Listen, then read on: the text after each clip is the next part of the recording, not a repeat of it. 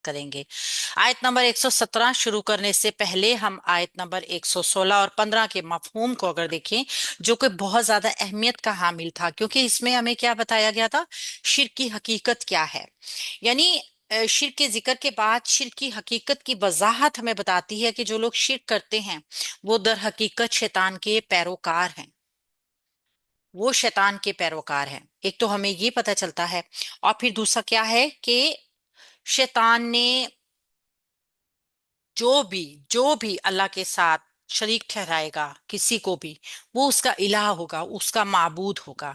और अल्लाह रब्बुल इज्जत जो चाहेगा, जिसके चाहेगा गुनाहों को माफ कर देगा, लेकिन अल्लाह ताला शिर्क को माफ नहीं करेगा।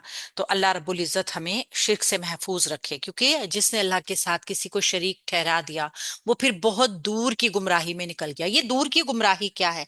असल में होता क्या है कि इंसान समझता है कि ये कोई इतना इतना भी मुश्किल काम नहीं है। मैं अपने आप को बहुत सही रास्ते के ऊपर समझ रहा होता है ना, और उसको लगता है कि मैं ठीक रास्ते पे हूँ। लेकिन एक स्ट्रेट पाथ को छोड़कर जब आप भूल भुलैयों में भटक जाते हैं तो फिर आप अपना रास्ता हमेशा के लिए भूल जाते हैं। तो अमूमन कुरान के असलूब के मुताबिक आपको बताया जाएगा इसी तरीके से कि भटकना है तो दूर का भटकना है, जहां से वापसी का रास्ता आसान नहीं है। सूरह निसा आयत नंबर 117 को देखते हैं, इसी मफहूम को आगे लेकर चल रहे हैं।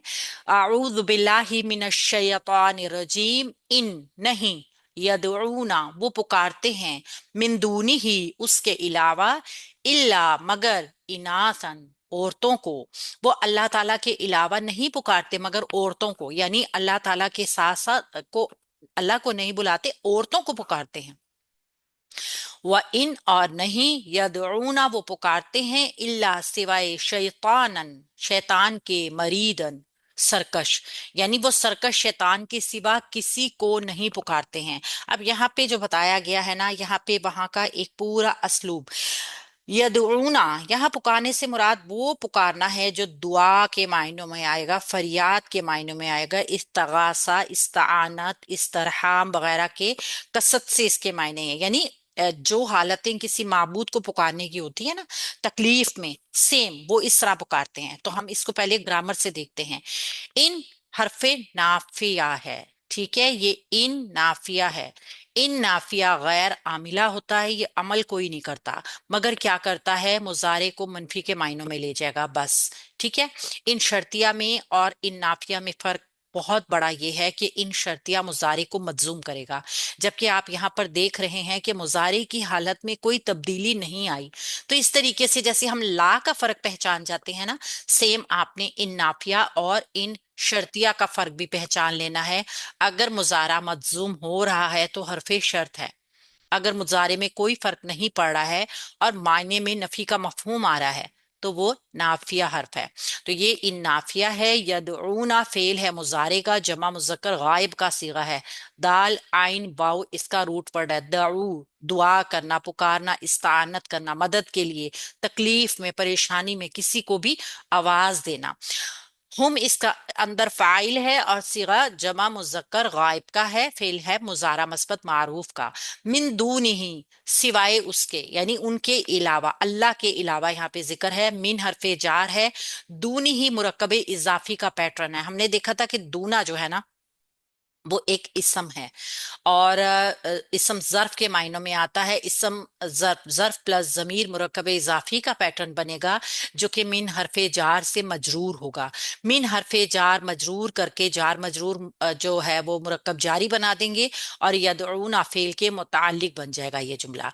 तो यदऊना फेल अपने फाइल, हम फाइल जो है, या फिर इस वाव को भी हम फाइल कहते हैं। ठीक है। ये वाव हमें बताएगा ना, यदऊ वाव की वजह से ही जमा का अब हमें पता चल रहा है यहाँ पे। तो अमूमी तौर पे अगर हम इसके जाहिर फाइल को देखें तो वो वाव आएगा इसका फाइल। और वैसे यदऊना में जमीर की शक्ल में हम मौजूद है, तो वो नहीं पुकारते। और ये फेल अपने फाइल और मुताल्लिक के साथ मिलके जुमला फेलिया नाफिया हो गया, क्योंकि इन नाफिया है। इल्ला सिवाय, ये इल्ला कर्मा इस्तस्ना है। ठीक है। नहीं, अ, हाँ ये ठीक है। یہ استثناء کے لیے آیا ہے، اور اناثن اس کے آگے جو منصوب اسم ہو کر آیا ہے حمزہ نون سا روٹ ورڈ کے ساتھ، اناث اصل میں جو ہے یہ عورتوں کے لیے استعمال ہوتا ہے یہ صیغہ، اس کا واحد ہے انثا، اور انثا کے معنی ہوتے ہیں عورت یا مونس کوئی چیز، زنانی کوئی شے۔ یہ اس سے مراد یہاں پہ ہے وہ مونس بت ہیں، جیسے لات تھا، عزا تھا، منات تھا، اور زنانی چیزوں سے مراد بہت سارے ایسے بت ہیں جن کے نام اور صورتیں انہوں نے عورتوں جیسی بنائی ہوئی تھی، پھر وہ ان کو زیور وغیرہ بھی پہناتے تھے، ان کی ڈریسنگ وغیرہ عورتوں کی طرح کی کرتے تھے۔ تو ہر ایک قبیلے میں ایسے بہت سارے بت ہوتے تھے جو انثا بن فلاں، انثا بن فلاں کے نام سے مشہور ہوا کرتے تھے۔ ہم اس کو بھی دیکھتے ہیں، تو یہاں پہ اللہ حرف استثناء نے مستثنا کر دیا اناثن کو، ٹھیک ہے۔ تو اس طریقے سے ہمیں پتا چل گیا کہ وہ اللہ کو نہیں پکارتے تھے، مگر کن کو پکارتے تھے؟ عورتوں کو پکارا کرتے تھے۔ وَإِن واو نون حرف، میں دیویاں بھی تو کہا جا سکتا ہے نا، یعنی ہاں جی عورتوں بالکل، کی دیویاں ہی، دیوی، ہاں جی۔ دیویاں بت، ہوں، بت ٹھیک۔ دیویاں عورتوں کی شکل کے جو بت ہوتے ہیں نا ان کو وہ دیویاں، مختلف نام رکھے ہوئے تھے ان کے۔ ابھی ہم انشاءاللہ تعالیٰ اس کو تھوڑی سی تفسیر میں دیکھتے ہیں، آیت یہ چھوٹی ہے لیکن اس کی تفسیر زیادہ سننے والی ہے۔ وَإِن اور نہیں، واو حرف عطف ہے، ان نافیہ ہے، یدعون وہ پکارتے ہیں، فعل ہے مضارع کا، جمع مذکر غائب کا صیغہ ہے، دال عین واو اس کا روٹ ورڈ ہے، اور ہم کی ضمیر اس کے اندر بھی فاعل ہے۔ نہیں وہ پکارتے، فعل با فاعل، الا سوائے۔ اب یہاں پہ الا جو آیا ہے نا یہ استثناء کر رہا ہے، کن کو پکارتے ہیں؟ شیطانن، شیطانوں کے، مریدن سرکشوں کو، یعنی سرکش شیطان کو۔ یہ دو صفات جو ہے نا، شیطان کی صفت ہے کہ وہ سرکش ہے، تو یہ مرکب توصیفی کا پیٹرن بن جائے گا، شیطان کیسا؟ جو کہ سرکش ہے۔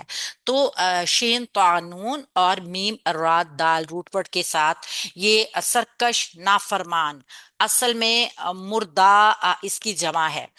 شیطان کا معنی ہی جو ہے نا وہ سرکش ہے، باغی ہے، اللہ کے حکم کا نافرمان ہے، وہ چاہے انسانوں میں سے ہو، چاہے وہ جنات میں سے ہے، چاہے وہ کوئی بھی جنس میں سے ہے، اگر وہ اللہ کا نافرمان ہے تو اس کو شیطان، شین قانون روٹ ورڈ سے شو کریں گے، تو یہ مرکب توصیفی مستثنا ہو جائے گا۔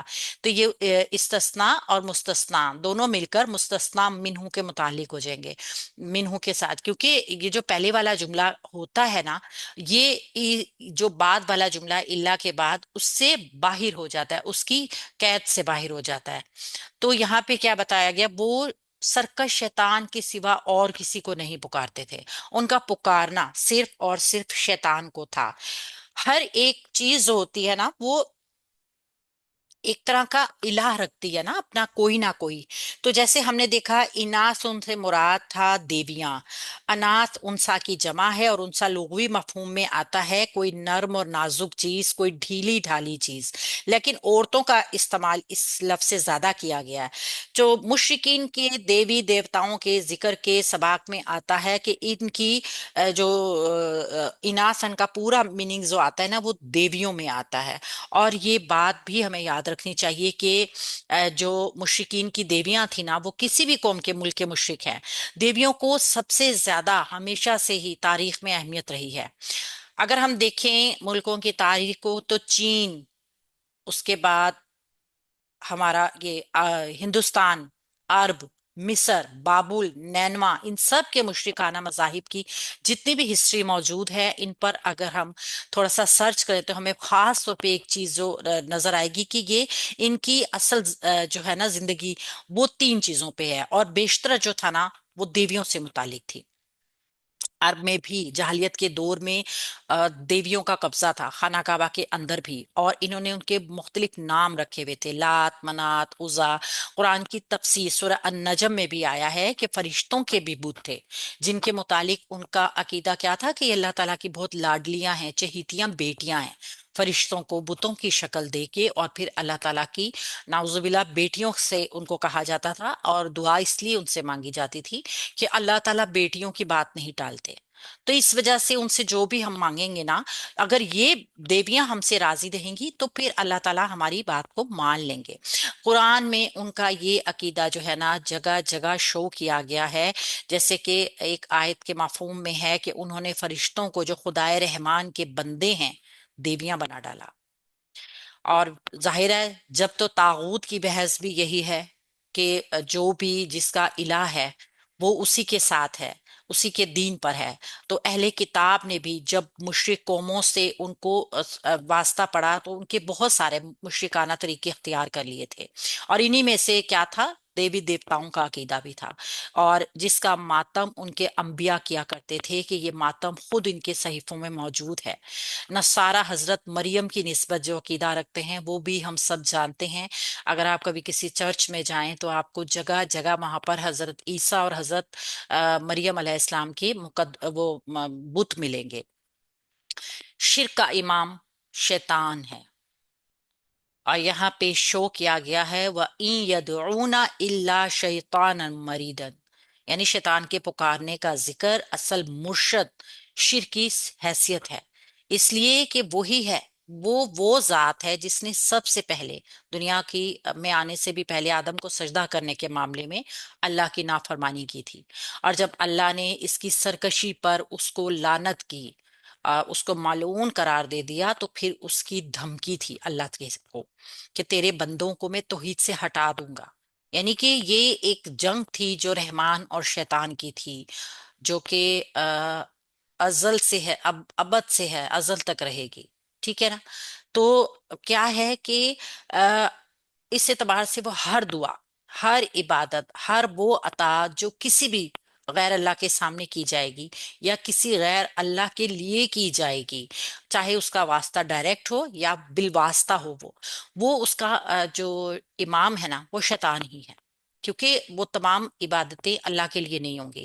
جب الہ ہی سچے دل سے وہ نہیں ہے جو معبود ہے، تو پھر اس عبادت کی کوئی حیثیت نہیں رہے گی۔ یہ چیز بہت کاؤنٹ کرتی ہے کہ ہمیں یہ پتا ہو کہ ہم جو بھی عبادت کر رہے ہیں اس کی بیک گراؤنڈ کیا ہے۔ آج ہمارے ہاں معاشرے میں نا خود ساختہ عبادات بہت ساری بن گئی ہیں، اور یہ خود ساختہ عبادات جو ہوتی ہیں نا، اگر ان کو ہم اس طریقے سے کرتے ہیں تو پھر جو ہے وہ ہمارے دین کو خطرہ ہو سکتا ہے۔ جب شیطان نے اللہ کے بندوں کو شرک کرنے کی میں مبتلا کرنے کی دھمکی دی تھی اللہ تعالیٰ کو، تو اللہ تعالیٰ نے اس ٹائم پر ہی اس پر لعنت کر دی تھی، اور وہ پھر کیا ہوا؟ اس کی یہ صفت مریدن، را واو دال میم مردود میم را دال، یہ ابدی صفت ہو گئی، اس کی دائمی ہو گئی، یعنی اب یہ ہمیشہ ہمیشہ رہنے والی اس کے اندر صفت ہے۔ تو کیا ہے کہ اللہ تعالیٰ نے اظہار نفرت کا یہ سب سے بہتر طریقہ اختیار کیا۔ ہم بھی جب کسی سے نفرت کرتے ہیں تو ہم کیا کرتے ہیں؟ اس کو بد دعا دے دیتے ہیں، لعنت ہو تیرے پہ، حالانکہ ہمیں یہ معلوم